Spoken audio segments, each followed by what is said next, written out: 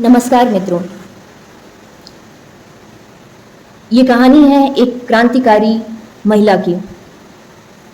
ये वो दौर था जब लोग सोचते थे क्रांति सिर्फ तलवार से होती है, सत्ता सिर्फ खून से बनती है और इतिहास राजाओं से लिखा जाता है।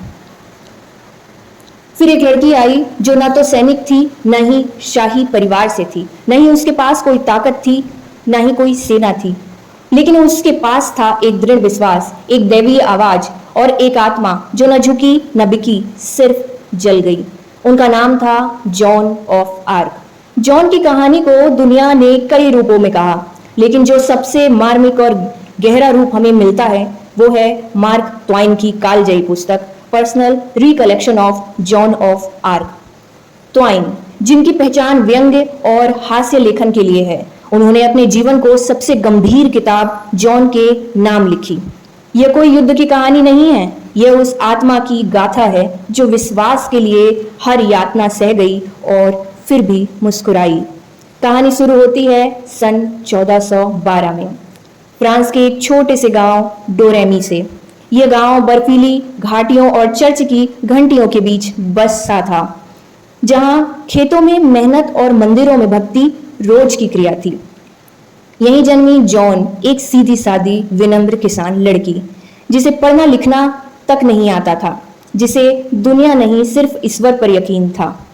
मार्क ट्वाइन बताते हैं कि जॉन बचपन से ही अलग थी। जब बाकी बच्चे खेलते वे चर्च जाती थीं। उनकी आंखों में किसी दिव्य लोक की चमक थी। और फिर एक दिन उसने सुनी एक आवाज।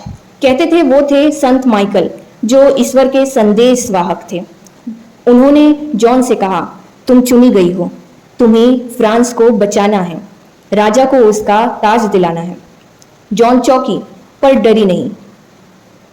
उसने जवाब दिया, मैं तैयार हूं। महज 13 साल की लड़की, जिसने जीवन में कभी युद्ध नहीं देखा, अब अपने भाग्य को अपना उद्देश्य बना चुकी थी। ट्वाइन के वर्णन में यह अनुभव जादू जैसा नहीं बल्कि आध्यात्मिक जागरण जैसा लगता है। जॉन कोई देवी नहीं थी, वो एक इंसान थी, पर उनका हौसला किसी अवतार से कम नहीं था। वो दिन आया जब जॉन ने गांव छोड़ा। उम्र महज 16 साल, कोई सवारी नहीं, ना कोई दरबारी पहचान, सिर्फ एक विश्वास, ईश्वर मेरे साथ है। वो चल दी चार्ल्स सप्तम से मिलने। राजा ने जॉन की परीक्षा लेने के लिए भेष बदल लिया, लेकिन जॉन ने हजारों लोगों के बीच सीधे उनकी आंखों में देखा और कहा, आप ही राजा हैं। ट्वाइन यहाँ इस दृश्य को चमत्कारी नहीं बल्कि आत्मा की पहचान का परिणाम मानते हैं। राजा चौंका, कहा, कैसे? जॉन बोली, ईश्वर ने दिखाया। अब जॉन को सेना दी गई। लोग हंसे, ये लड़की क्या युद्ध करेगी, तलवार तो उठानी भी नहीं आती। पर जॉन को जरूरत ही नहीं थी लोहे की ताकत की। उसके पास था शुद्ध उद्देश्य। उसने ओरलेंस की लड़ाई के नेतृत्व में लड़ाई जीत ली। ट्वाइन बताते हैं कि जॉन कभी डरती नहीं थी। गोली चले, तीर आए, जॉन सीना तान कर आगे बढ़ती। उनकी उपस्थिति ही प्रेरणा थी। लोगों ने पहली बार किसी को युद्ध में जाते हुए प्रार्थना करते देखा और ओरलेंस जीत लिया गया, एक लड़की के नेतृत्व में, जिसे इतिहास पवित्र योद्धा कहने लगा। राजा का ताज आया, जॉन का उद्देश्य पूरा हुआ। पर यहीं से शुरू हुआ राजनीति का असली चेहरा। राजा, जो जॉन की मदद से राजा बना था, उसी ने अब जॉन से किनारा कर लिया।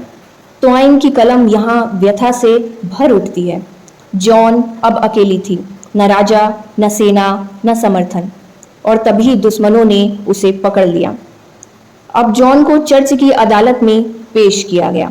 ट्वाइन बताते हैं कि यह इतिहास की सबसे अन्यायपूर्ण सुनवाई थी। जॉन से 70 से अधिक सवाल पूछे गए। उससे जबरन कबूल करवाया गया कि उसने झूठ बोला, ईश्वर की अवज्ञा की, पर जॉन झुकी नहीं।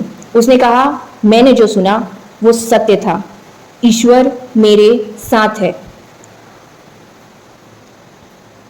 ट्वाइन बताते हैं कि जॉन की आंखें उस दिन भी आत्मविश्वास से भरी थी जब उससे मृत्यु दंड सुनाया गया। 30 मई 1431 जॉन को लकड़ियों के ढेर पर खड़ा किया गया। उम्र महज 19 साल की उम्र, वो जिंदा जलाई गई। ट्वाइन इस क्षण को इतिहास की सबसे पवित्र मृत्यु कहते हैं। जॉन ने अपने आखिरी शब्दों में कहा, जीजस जीजस, और फिर आंखें बंद कर ली। लोग कहते हैं जैसे जैसे उनकी देह राख बन रही थी, एक खुशबू सी फैल रही थी। लेकिन कहानी यही खत्म नहीं होती। 25 साल बाद उसी चर्च ने माना, हमसे गलती हुई। जॉन निर्दोष थी। जॉन फिर 1920 में उसे सेंट जॉन ऑफ आर्क घोषित किया।